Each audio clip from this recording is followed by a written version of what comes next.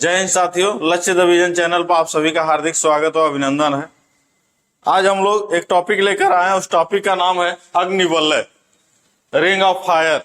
आप लोग जानते होंगे, इससे क्वेश्चन भी बनता है, ठीक है ना। प्रशांत परिमेखला, इसी के बारे में हम लोग को जानना है, ठीक है। तो कैसे इससे क्वेश्चन बनेगा वो भी जानेंगे, लेकिन पहले इसका विस्तार देखते हैं, ठीक है।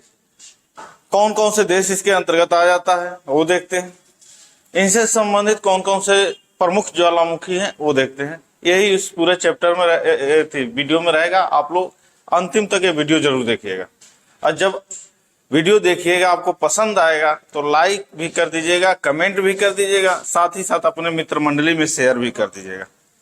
और कोशिश करिएगा कि ज्यादा से ज्यादा अपने जो भी दोस्त हैं उनके पास शेयर करें। देखते हैं हम लोग रिंग ऑफ फायर यानी प्रशांत अग्निवलय के बारे में जानने की कोशिश करते हैं। इस चित्र में देख रहे होंगे आप लोग, घोड़े का नाल आप लोग देखे होंगे, एकदम घोड़े के नाल की आकृति का रिंग ऑफ फायर है।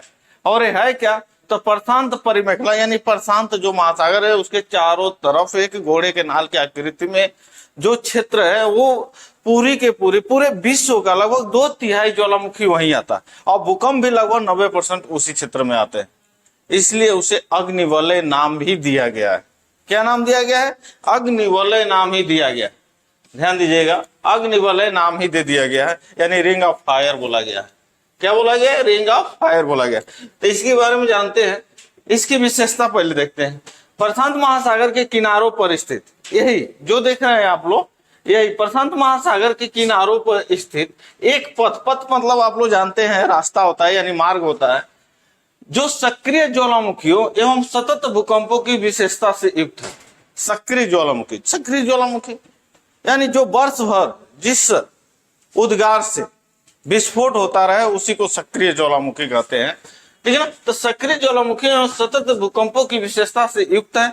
इसकी विशेषता यही है, यानी कि पूरे विश्व के 2/3 भूकंप इसी 90% भूकंप इसी क्षेत्र में आते हैं, 2/3 ज्वालामुखी भी इसी क्षेत्र में आते हैं, ठीक है ना।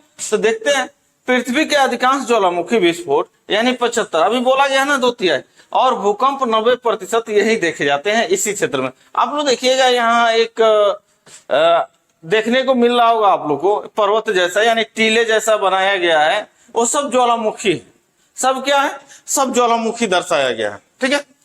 तो इसके बाद भूकंपीय रूप से सर्वाधिक सक्रिय क्षेत्र, वैश्विक रूप से आने वाले भूकंपों का 5 से 6% सिर्फ। अगर इसके बाद अगर सबसे ज्यादा कहीं आता है तो उसकी मात्रा कितना, देखिए यहाँ 75%, यहाँ 5 से 6% मात्र दूसरे नंबर पर आता है, वो है एल्पाइड बेल्ट यानी भूमध्य सागर क्षेत्र, जो तुर्की, ईरान और उत्तरी भारत के माध्यम से होता हुआ पूर्व की ओर है, ठीक है ना।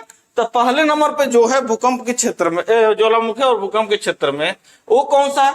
तो रिंग ऑफ फायर यानी प्रशांत अग्निवलय, और उसका कितना प्रतिशत है? तो 75%। दूसरे नंबर पर जो है वो कौन सा है? तो भूमध्य सागरी क्षेत्र। कौन सा है? भूमध्य सागरी क्षेत्र। उसका प्रतिशत 5 से 6% से, यानी कितना बड़ा अंतर है, ठीक है ना। देखते हैं हम लोग, इसके पहले ही देख लेते हैं। आप लोग देखिएगा, जो ये अग्निवलय है प्रशांत परिमेखला है, इधर हम लोग देखेंगे तो साउथ अमेरिका यानी दक्षिणी अमेरिका, उससे आगे बढ़ते हैं नॉर्थ अमेरिका, उत्तरी अमेरिका होते हुए, ठीक है ना। अब ध्यान दीजिएगा, ये एशिया के तटवर्ती क्षेत्रों से लगा हुआ और ऑस्ट्रेलिया के तटवर्ती क्षेत्रों से होता हुआ ये आगे बढ़ा है, और एक घोड़े के नाल की आकृति लिया हुआ है, ठीक है ना। इसमें आगे देखते हैं, आगे यानी निर्माण का कारण क्या है? इस क्षेत्र का निर्माण का कारण क्या है? तो निर्माण का कारण है प्लेट विवर्तन की घटना। निर्माण का कारण क्या है? प्लेट विवर्तन की घटना है। प्लेट विवर्तन की घटना होता क्या है? तो आप लोगों को पता है, जो पृथ्वी अनेक प्लेटों द्वारा संरक्षित है, यानी पृथ्वी के निर्माण में अनेक प्लेट क्या हुआ है कि एक दूसरे से बंधा हुआ है, ठीक है ना। अनेक प्लेट सम्मिलित है भूगर्भ में।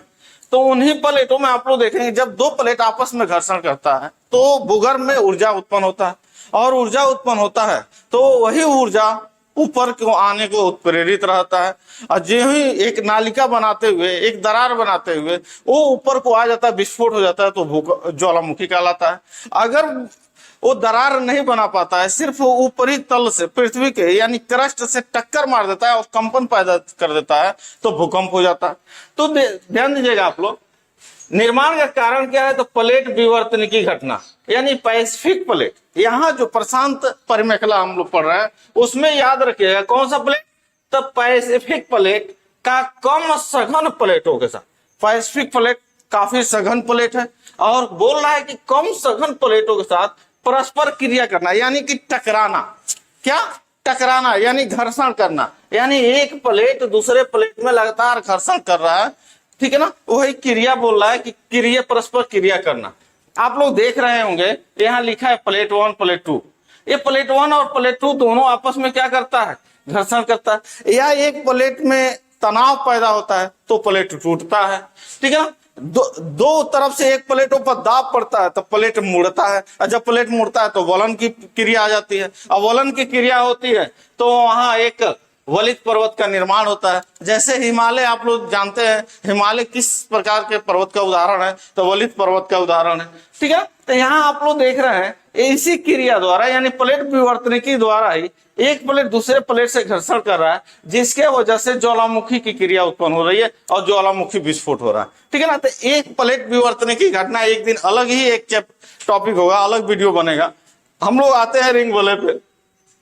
तो इसका भौगोलिक विस्तार, भौगोलिक विस्तार क्या है, तो ध्यान दीजिएगा 40,000 किलोमीटर कितने क्षेत्रों में फैला हुआ है, तो 40,000 किलोमीटर में फैला हुआ है। प्रशांत महासागर में दक्षिण अमेरिका और उत्तर अमेरिका महाद्वीप से लेकर पूर्वी एशिया, ऑस्ट्रेलिया व न्यूजीलैंड तथा उत्तरी अंटार्कटिक तट तक फैला हुआ है, जो अभी आप लोग देख रहे थे, ठीक है। दक्षिणी अमेरिका, उत्तरी अमेरिका, एशिया, ऑस्ट्रेलिया तक ये क्या हुआ है, फैला हुआ है, ठीक है ना। अब इसके आगे देखते हैं, तो आगे है क्या, रिंग ऑफ फायर के अंतर्गत आने वाले प्रमुख देश कौन सा है। ये क्वेश्चन इंपॉर्टेंट है, ध्यान रखिएगा आप लोग। रिंग ऑफ फायर के अंतर्गत आने वाले प्रमुख देश, तो इसमें से एक कोई देश दे देगा, आप पूछेगा निम्न में से कौन सा देश शामिल है, ठीक है ना, या 3 दे देगा, एक नहीं देश देगा, अब बोलेगा कौन शामिल नहीं है, ऐसे क्वेश्चन बन सकता है। तो रिंग ऑफ फायर के अंतर्गत आने वाले प्रमुख देश कौन कौन सा है, तो ध्यान दीजिएगा Chile, Ecuador, Peru, Mexico, America, Canada, रूस, Japan, Philippines, Australia, Indonesia, New Zealand और अंटार्कटिका जो है इसके अंतर्गत, यानी रिंग ऑफ फायर के अंतर्गत आने वाले प्रमुख देश हैं, ठीक है ना। अब ध्यान दीजिएगा रिंग ऑफ फायर में सक्रिय ज्वालामुखी कौन कौन सा, यानी जो प्रमुख है, सक्रिय तो बहुत है लेकिन जो प्रमुख है उसमें सब क्वेश्चन भी इससे बहुत ज्यादा बनता है। ध्यान दीजिएगा आप लोग, नाम है माउना लोआ हवाई, यानी विश्व का सबसे बड़ा सक्रिय ज्वालामुखी कौन सा है, पूछे तो माउना लोआ। कौन सा है, माउना लोआ। विश्व का सबसे बड़ा सक्रिय ज्वालामुखी कौन सा है, माउना लोआ है। एक किस भूभाग में पड़ता है, तो प्रशांत परिमेखला में पड़ता है, ठीक है ना। माउंट तबोरा ये इंडोनेशिया में है, ठीक है ना। इस सबसे बड़ा ज्वालामुखी विस्फोट हुआ था, कब हुआ था, 1815 में, यानी कि सबसे बड़ा ज्वालामुखी विस्फोट कौन सा, माउंट तबोरा इंडोनेशिया में है, कब हुआ था, तो 1815 में, ठीक है ना। ध्यान दीजिएगा माउंट फूजी ये जापान का सबसे ऊंचा, जापान का सबसे ऊंचा सक्रिय ज्वालामुखी है। जापान का कौन सा, तो माउंट फूजी जापान का सबसे ऊंचा सक्रिय ज्वालामुखी है। तो ये क्वेश्चन इनसे बनते हैं, याद रखिएगा आप लोग, ये इंपॉर्टेंट है, ठीक है ना। साथ ही साथ ये भी इंपॉर्टेंट है कि कौन कौन सा देश उसके अंतर्गत नहीं आता है, ठीक है ना। तो आप लोग ध्यान दीजिएगा, रिंग ऑफ फायर से संबंधित क्वेश्चन बनता है, और चाहे कोई भी एग्जाम हो, ठीक है ना, चाहे वनडे हो चाहे और जो भी एग्जाम हो प्रतियोगी, सब में रिंग ऑफ फायर से क्वेश्चन बनता है। और रिंग ऑफ फायर यानी प्रशांत परिमेखला या अग्निवलय के नाम से जाना जाता है। आप लोग ध्यान दीजिएगा, किस महासागर, तो प्रशांत महासागर, और प्रशांत महासागर के चारों तरफ जो घोड़े की नाल की आकृति लिया हुआ क्षेत्र है वही क्या है, रिंग ऑफ फायर है। तो ये वीडियो आज का क्लास कैसे लगा, ये वीडियो कैसा लगा, आप लोग कमेंट बॉक्स में जरूर बताइएगा। अगर पसंद आए तो आप लोग लाइक भी कर दीजिएगा और साथ ही साथ इस चैनल को सब्सक्राइब भी कर दीजिएगा। जय हिंद साथियों।